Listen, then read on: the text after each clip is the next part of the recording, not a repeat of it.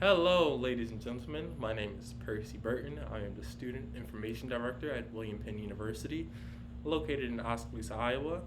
This press conference is about former Iowa State wrestling coach leaving Iowa State and joining our wonderful family at William Penn University as the new head coach replacing former Coach Johnson.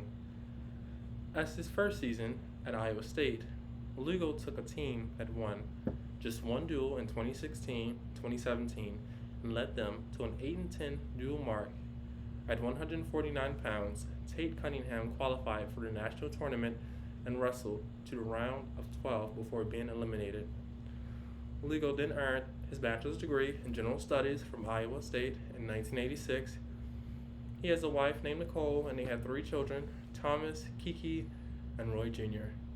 Ladies and gentlemen, Coach Lugo.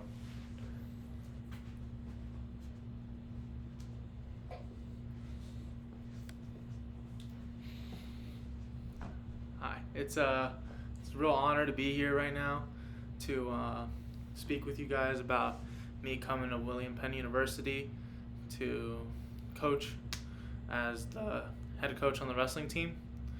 Um, it's been it was a tough decision, but it was an easy one. Me and my family have been thinking about moving back to Oskaloosa. My wife is from here. I'm not, but to really settle down and raise our family here. As you know, I have three young kids. I want them to grow up in that small town feel, really wholesome. There's a lot of great churches. We're a really God-centered family, and we believe this move was the best for my family. A little bit about what's going to happen is that this season the head coach that was here previously, Johnson, will be getting me through the motions. Will be helping me assimilate into my new position, just helping me get through the process of initially becoming the head coach here. Afterwards, I will continue to have the assistant coaches that were here previously and the GAs. I will not change that at all. I will be bringing in some assistant coaches that I had with me at Iowa State. And just like that, it's going to be a very smooth process, hopefully, even with COVID happening and everything. And, yep, just want to take any questions from the media. Yes, sir? What are you most excited about in this new journey? Just a new perspective. Got to coach new kids all over again that I don't know, that are probably looking forward to be coached by a D1 coach. A lot of them probably didn't expect it, as they're NAIA kids. Probably didn't expect to have a D1 coach, and I know some of these NAIA kids can be characters, so I'm ready for the benefits that holds. Yes, sir. Why did you transfer from coaching at a D1 school to a small NAIA school? Well, as you heard, my wife wanted to move down here so that we could raise a family in a smaller, more rural community. And but I've always wanted to coach at the lower level. I've been an assistant coach at Iowa State for a long time. I was the head coach for a year, and I feel like I've served my place well at D1, and I wanted to try it out at NAIA. Yes, sir. How do you like the small town difference from Ames? Well, the small town difference from Ames is it's pretty big for me. I grew up in Miami, Florida, and moving to Ames, same big city vibe. Iowa State has over 33,000 students, so it's a big change. But I've always liked the rural farm town kind of vibe, and this town's beautiful. Really like this place. It's gonna be a pretty easy assimilation into this town. Yes, you, sir. Have you brought any of your former athletes over from Iowa State? Not a lot of them were gonna be willing to take that bump down, but it's very understandable. A lot of them got D1 scholarships. They have their their majors all set up. They have a lot of things in Iowa State they weren't willing to leave behind.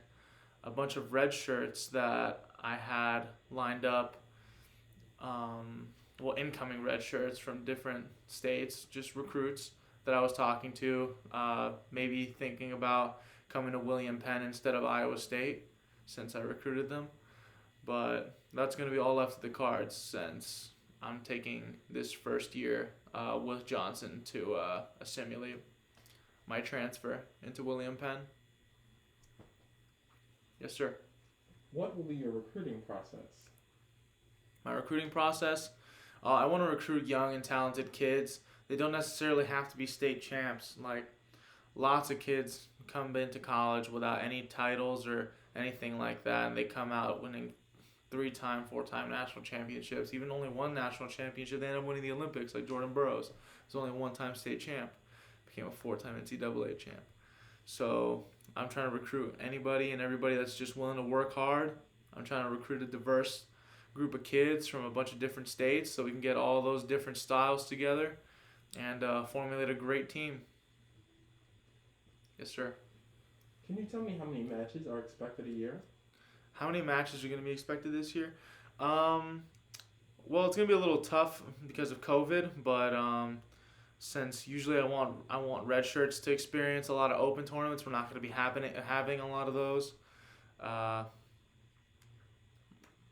I can say for certainty at least hopefully 25 if the governor does not decide to close us down before January. Yes, sir. Can you share with us what you look for in athletes? What I look for in an athlete, hard work, determination, drive. Talent is always good. Athleticism is great. I would love to have a bunch of athletic kids, but the fact of the matter is most kids that end up getting recruited are not going to be superhuman athletes. So hard work always beats talent, especially when talent don't work hard. Yes, sir. What do you expect your athletes to eat? What do I expect my athletes to eat? Well, wrestling is a very important sport when it comes to nutrition. Every sport's important when it comes to nutrition, but wrestling more than anything because we got to maintain our weight low. So I expect them all to follow their own diet plans that work for them.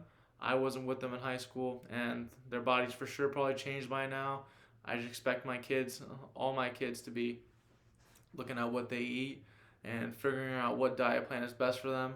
I'm currently in the talks with a nutritionist to get the whole team on supplements that will help them with their recovery and their performance.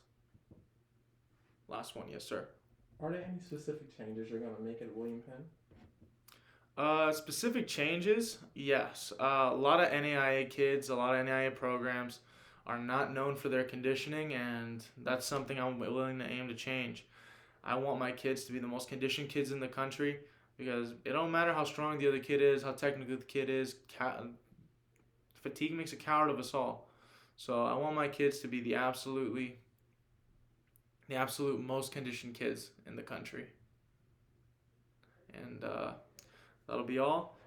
Percy will answer any questions that I may not have answered. Thank you. Have a wonderful day. Thank you so much, Coach Ligo. Thank you, ladies and gentlemen, for watching. This now concludes the press conference for Coach Ligo's new job position. We're looking forward to watching his team compete. You can get more information at statesmanathletic.com. Thank you.